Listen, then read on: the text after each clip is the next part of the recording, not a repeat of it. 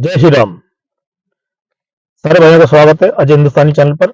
और जो भाई मेरे चैनल पर नए हैं उनसे मेरी रिक्वेस्ट है कि मेरे चैनल को सब्सक्राइब करें और बेल आइकन दबाना ना भूलें ताकि सारे नोटिफिकेशन सारे वीडियो आपको मिलते रहें। तो आज दिन है 22 जनवरी 2024। बहुत ही ऐतिहासिक और बहुत ही गर्व का दिन है आज।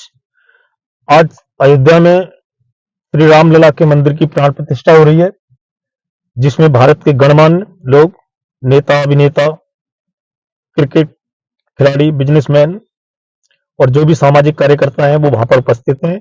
साथ में भारत के तेजस्वी यशस्वी प्रधानमंत्री श्री नरेंद्र मोदी भी वहां पर उपलब्ध हैं और साथ में यूपी के सीएम योगी आदित्यनाथ जी, उत्तर प्रदेश की राज्यपाल आनंदीबेन पटेल, आरएसएस प्रमुख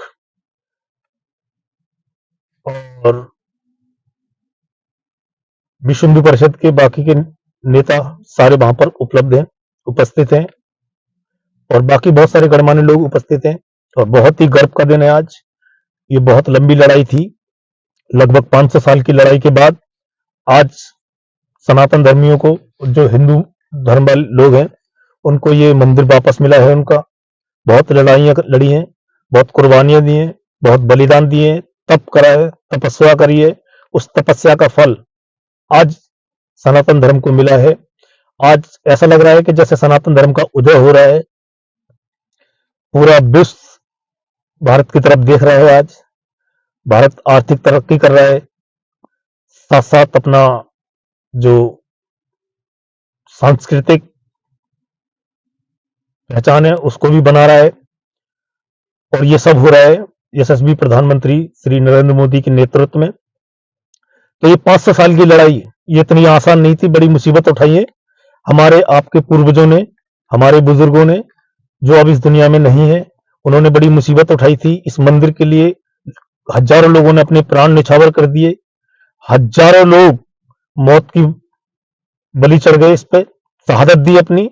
और आखिर में आज ये दिन आया है और हम बड़े सौभाग्यशाली हैं कि हमको ये दिन देखने को मिल रहा है, हमारी जिंदगी में ये हो रहा है। नहीं तो हमारे पूर्वजों ने तो मंदिर को टूटते हुए देखा था, हजारों मंदिर तोड़े गए हैं भारत के।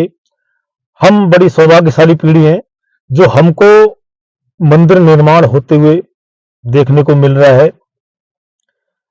तो अयोध्या की जो थोड़ी सी रिसर्च मैंने करी है वो आपको मैं बताता हूं।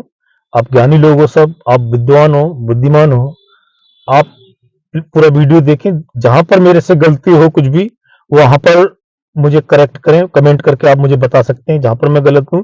और मेरा मकसद किसी भी धर्म को, किसी भी मजहब को, किसी पंथ की और किसी मानने वाले को, किसी की आत्मा को या उसके भावना को ठेस पहुंचाने का नहीं है। मैं अपनी बात कर रहा हूं। जो मीडिया और सोशल मीडिया और किताबों में जो लिखा है उस पर मैं बात करूंगा, फैक्ट पे।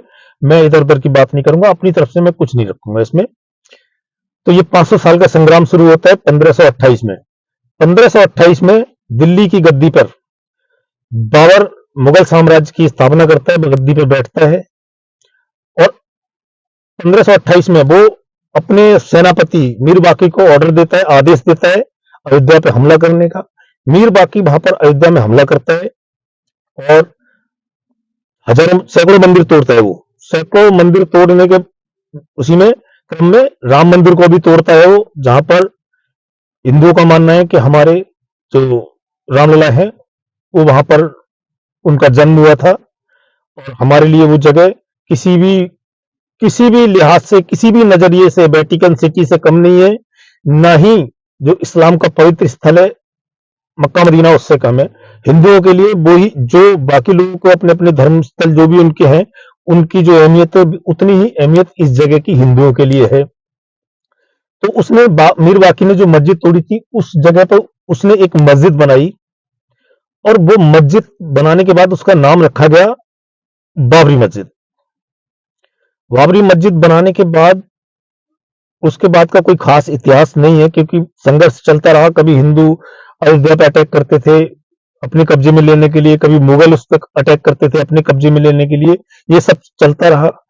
और 1574 में तुलसी जी ने रामचरितमानस का अनुवाद किया था अरबी में।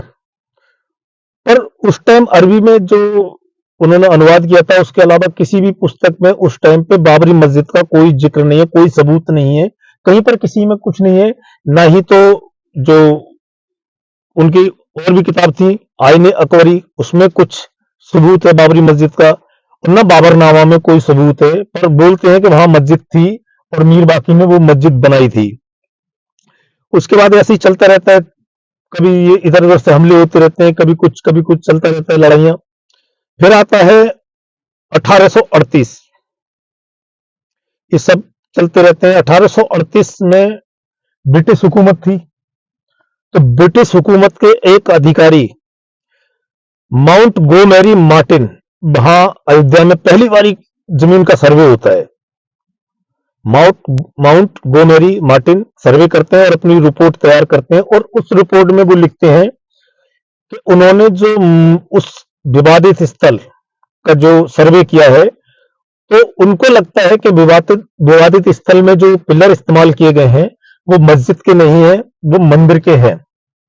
तो उसमें मंदिर के पिलर इस्तेमाल किए गए। अपनी रिपोर्ट में वो लिखते हैं। उस रिपोर्ट को लिखने के बाद और उसके बाद अयोध्या में पहली बारी 1853 में दंगा हुआ। 1838 में वो रिपोर्ट आई और उसके बाद वो अपना चलता रहा कानूनी कार्रवाई। 1853 में पहली बारी वहां पर दंगा होता है। दंगा होने के बाद और उसको दंगे को रोका जाता है। फिर 2-3 साल फिर निकल जाते हैं। फिर 1857 में हनुमानगढ़ी के महंत उस मस्जिद के पूर्वी हिस्से में जो उसका आंगन था ना मस्जिद का, उस आंगन के पूर्वी हिस्से में एक चबूतरे का निर्माण कराते हैं, और उस चबूतरे को राम चबूतरा बाद में बोला जाता है।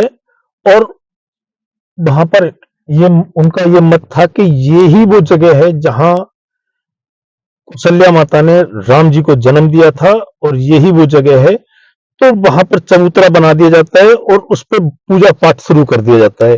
अच्छा, वो चबूतरा बना दिया जाता है, तो उसी को लेकर अयोध्या के एक मौलवी मोहम्मद थे, मौलवी का नाम मोहम्मद था, वो एक जिला मजिस्ट्रेट के सामने अर्जी डालते हैं विवाद की कि ये मस्जिद का है और यहां पर चबूतरा बनाया गया है, पर ये गलत है। उस अर्जी पर 1959 में कोर्ट में सुनवाई हुई, तो कोर्ट ने ऑर्डर दिया और वहां बीच में एक दीवार खड़ी कर दी जाती है। दीवार खड़ी करने के बाद बोला जाता है कि भाई जो अंदर का हिस्सा है उसमें तो मुस्लिम अपनी इबादत करेंगे, और बाहर के हिस्से में हिंदू अपनी पूजा पाठ करेंगे।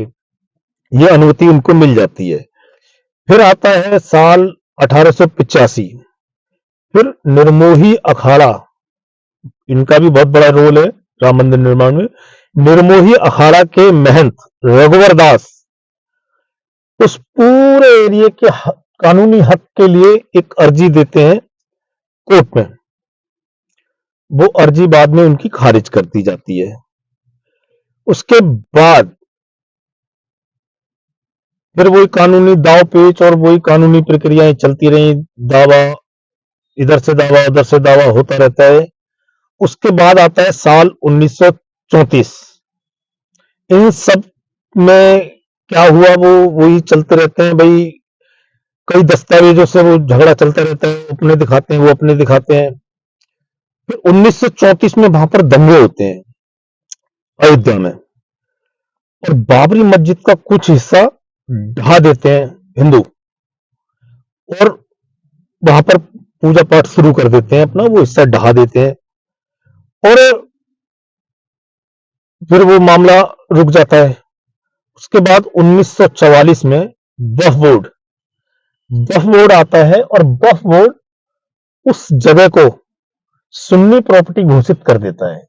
सुन्नी प्रॉपर्टी इसलिए घोषित करता है क्योंकि बाबर सुन्नी मुसलमान था, इसलिए वक्फ बोर्ड उसको सुन्नी संपत्ति घोषित कर देता है।